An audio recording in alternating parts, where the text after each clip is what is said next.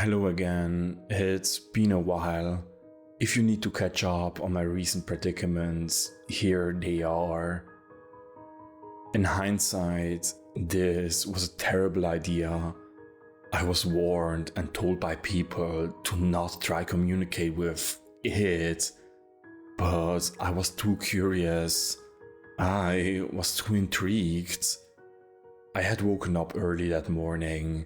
I had some eggs and I realized that I was running out of food. Maybe I should have taken this month to find another job. I entered my room cautiously, wanting to not make my presence known. I opened my drawer just to realize that the book and the key were gone. I opened the other drawers, but to my horror, the book had melted through the floor without me noticing it. I ran downstairs. I had missed a large hole in my floor. I peered into the hole and it was burning through the concrete in my basement. I had to be quick to get to the book. I ran into the basement and the book was sizzling through the concrete floor.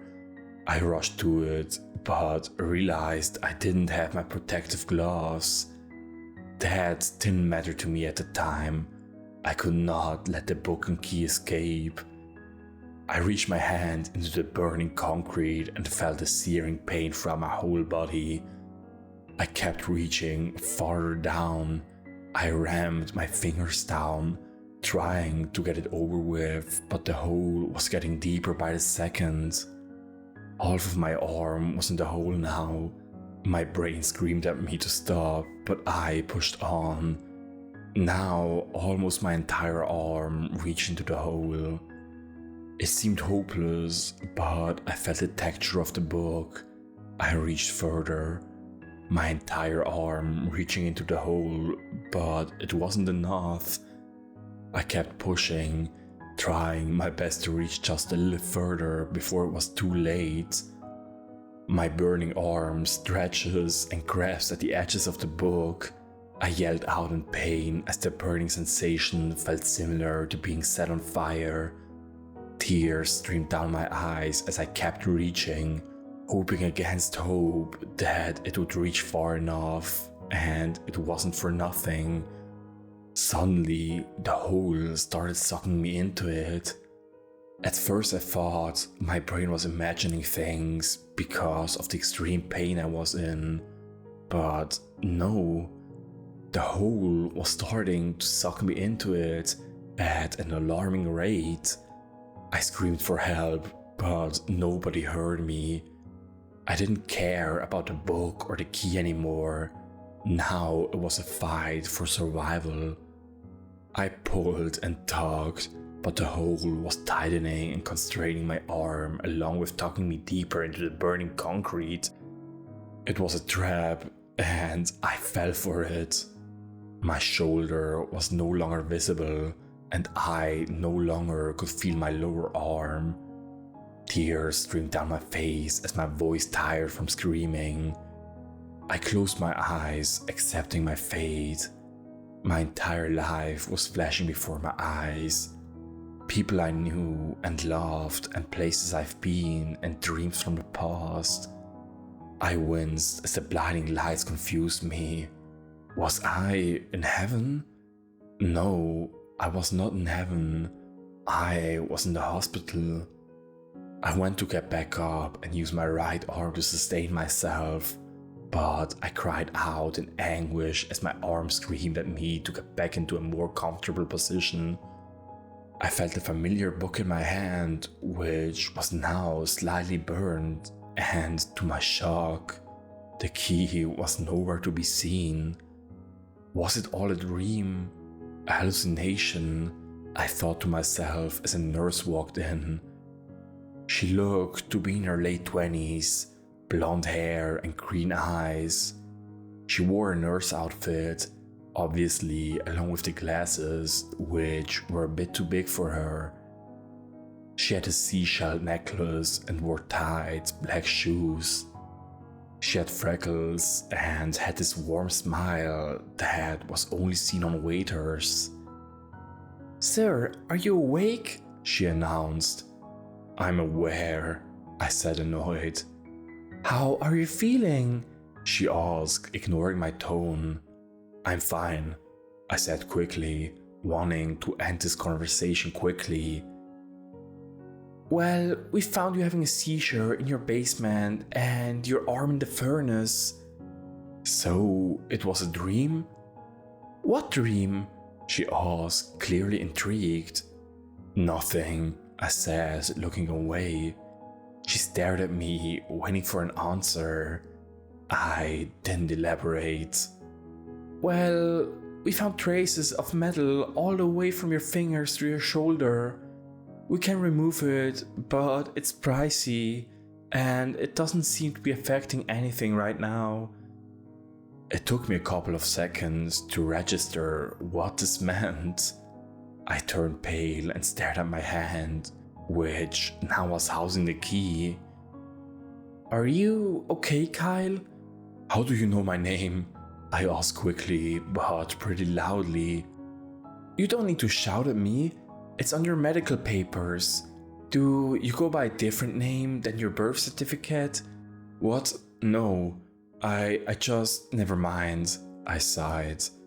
"I'm Emily Michonne," she said, extending her arm to shake my right hand, but then she quickly stopped, realizing that my arm was injured. "Sorry," she said awkwardly. "It's fine," I sighed. "So, what's with the book in your hand?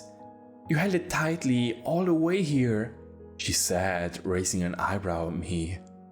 "Look, if I tell you what's going on, you can't tell anyone else," I said, wanting to tell someone my troubles other than online, but also wanting not to get sent to this insane asylum.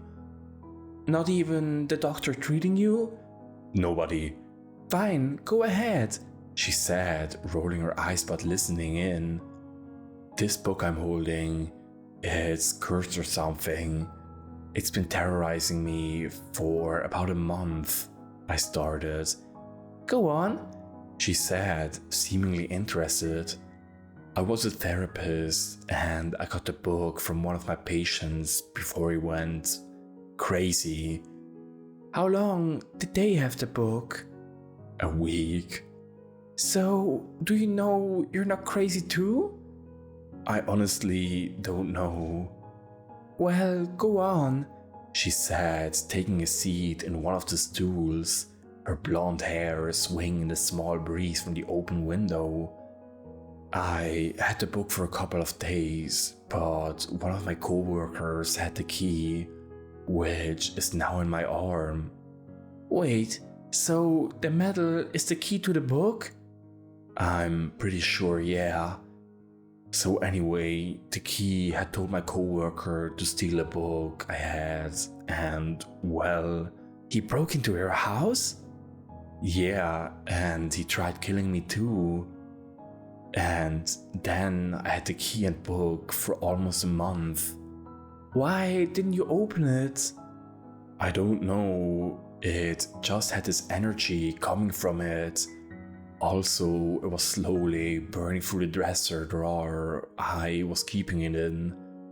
I eventually wanted to try to communicate with the book and the key, but I guess I had some hallucination because the book didn't make a hole in my basement like I dreamed." "There was..." Wait, but you said I had a seizure." "I did, but there was also this hole in the floor. The police said it was probably some miniature sinkhole." "Sinkhole? It's concrete." She shrugged and turned to look at my arm. "Should I take the bandages off?" "No, you gotta wait 10 days before it's safe to do so." I sighed and waited as 10 days passed by. Not much happened at that time, but I was unable to tell people what was happening online. I shared more info with Emily Michonne, and we eventually became friends.